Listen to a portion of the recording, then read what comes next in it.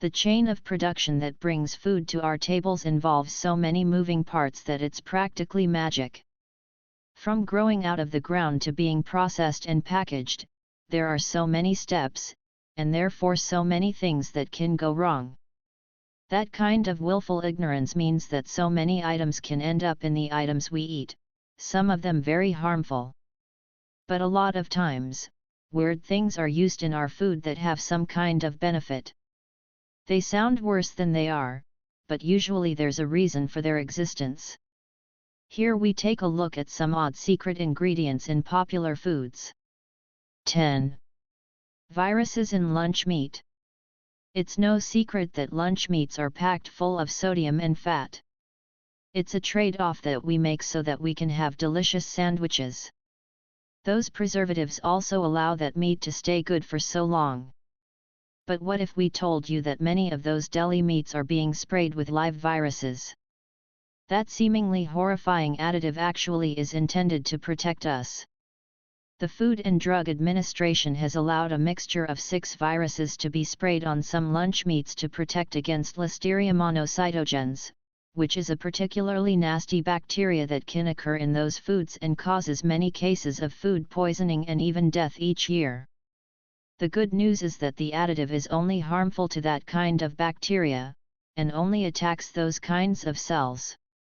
Meaning, you can still eat fistfuls of that salami, knowing that viruses are protecting you, and indeed already naturally inhabit your digestive tract. 9. Worcestershire sauce is made with anchovies. Worcestershire is a unique sauce that many people use to enhance the flavor of beef, pork, or chicken. It has an unmistakable salty earthiness that is the end product of a mixture of some very unorthodox ingredients. Among them are molasses, vinegar, and corn syrup, some things you might not necessarily imagine putting on your steak. But one of the ingredients that you probably wouldn't think to put in a liquidy steak sauce is anchovies. Yes, those tiny little fish that are the joke of pizza toppings are kept in wooden casks, topped with vinegar, and left to ferment for 1.5 years. During that time inosinate, a chemical that releases a savory flavor, is released. That singular umami flavor is what makes the sauce so unique, even if it is ground up fermented fish. 8. So many foods have sawdust in them. Have you ever wondered just how your shredded cheeses keep from turning into a stuck-together mess? You could shred your own cheese at home, and at no point is it ever as free-flowing as that bagged cheddar is at the supermarket. The answer, our friends, lies in the trees. That's right. The anti-caking agents found in so many foods are derived from cellulose, which is a kind of plant fiber. One of the main sources of plant fiber is ground-up wood pulp. Cellulose is also present in many other items, like bottled condiment sauces and fast food restaurant sandwiches. It would be one thing if it added nutrition, but cellulose passes right through our bodies without being absorbed. Scientists say that we could produce this plant fiber from almost anything other than trees, but that it would cost too much and waste too much good food. So enjoy your sawdust. 7. Red velvet cake mix and many other red foods are made with ground-up beetles. If you've ever tried to make a solid red cake icing or red cake mix, you know that you usually just end up with something pink. It's so hard to get that solid red coloring when attempting to make a red food, but thankfully science got ahead of that problem a long time ago. They just didn't tell you that one of the best ways to get that color is to crush up some bugs. Cochineal dye is the technical term for it, but that ingredient is a byproduct of bugs, dried and crushed up. Lord only knows how they figured out this peculiar usage, but when that dried beetle powder meets water, it makes a red pigment unlike any other. Red velvet cake, sausages, and even candy can contain cochineal dye. The little beetles feast off of a certain type of cactus in American deserts, and produce the dye in their stomachs to keep predators away. And you have the gift of the fruits of their efforts in your own stomach. 6. Lots of canned goods have BPA in them. BPA, or bisphenol A, was a chemical present in many baby products up until recent years. BPA is a building block in the creation of many plastics and linings. It was also linked to cancer and other kinds of birth defects, so it's not surprising the FDA eventually cancelled it out of those kinds of items. Except they didn't totally do away with it. Many food can linings still have BPA in them. The Center for Environmental Health bought canned food from all sorts of locations in 2017, including supermarkets and dollar stores, and found that 40% of them still contained the harmful chemical. The rate was lower than a previous study done 2 years before, but it's shocking that almost half canned goods contain such a dangerous substance. The FDA says the amount present in foods is safe, but other states like California are disagreeing and passing their own standards.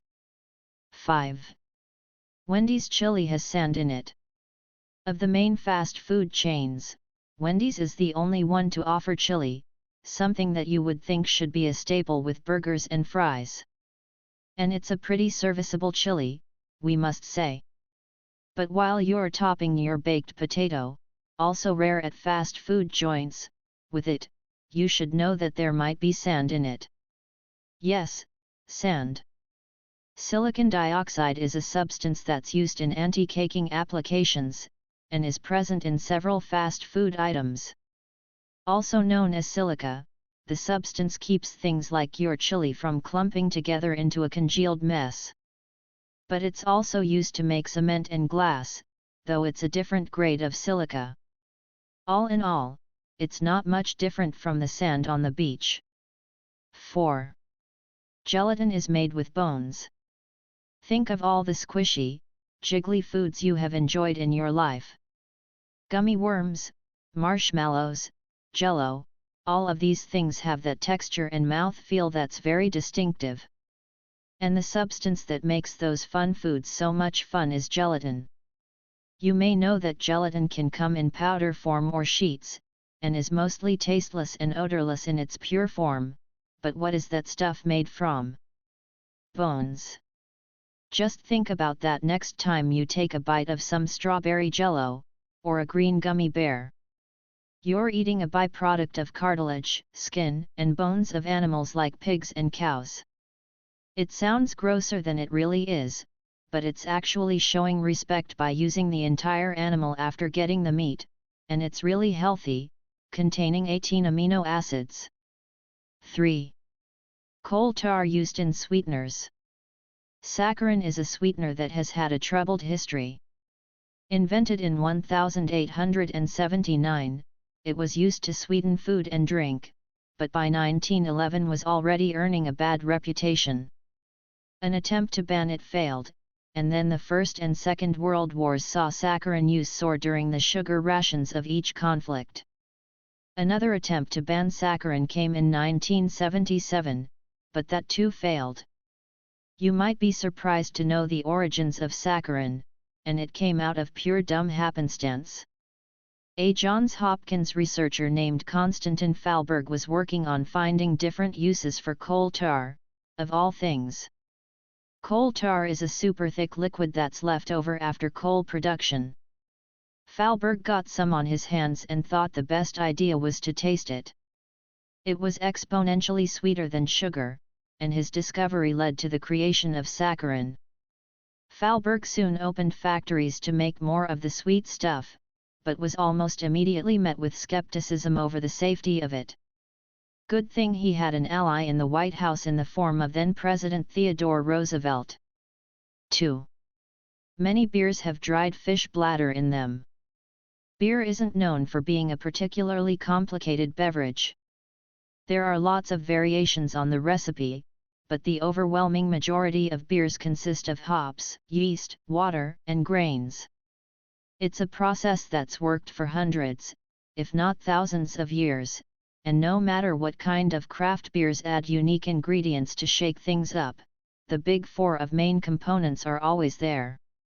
Well, sometimes there's dead fish bladders used. Pardon?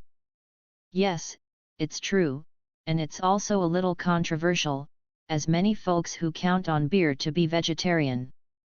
It's called isinglass formally, and it's a kind of gelatin derived from the swim bladder of a fish. It's been used in many beers to filter out impurities and to make your beer brighter looking and less hazy. Isinglass also helps with overall taste, some say, and helps breweries get an attractive looking beer out to market in shorter time. The days of isinglass being used might be numbered, however, as no one really will ever get over the thought of fish bladder in their brew. 1. Processed bread have a substance made from human hair. One staple of the grocery store that surely isn't tampered with in any way is a simple loaf of bread, right? It's something you can count on, a simple sliced rectangle of goodness. Flour, yeast, water, it doesn't get much more simple than that, and from dough to finished product, these baked goods don't have any room for funny business. Unless you count the human hair that's in many loaves of processed commercial bread. There's an amino acid in many of them called L-cysteine, and it's derived from human hair. Gross, yet? L-cysteine is in these breads to prolong shelf life, which is crucial. It would just be great if there was a way to make it from something other than people's hair that's mostly gathered from beauty salon floors in China. L-cysteine can also be extracted from duck feathers and cow horns. These nasty items are dissolved in acid, and once the amino acid is isolated it's sent off to bread makers, who then use it when baking their loaves. One way to avoid this is purchasing your bread from a local bakery, who mostly use standard, bare-bones ingredients that don't have follicle juice in them. Can't get enough of serial killers and more interesting facts about everything? Check out our channel and don't forget to subscribe for more content like this. Please leave your feedbacks and comments below.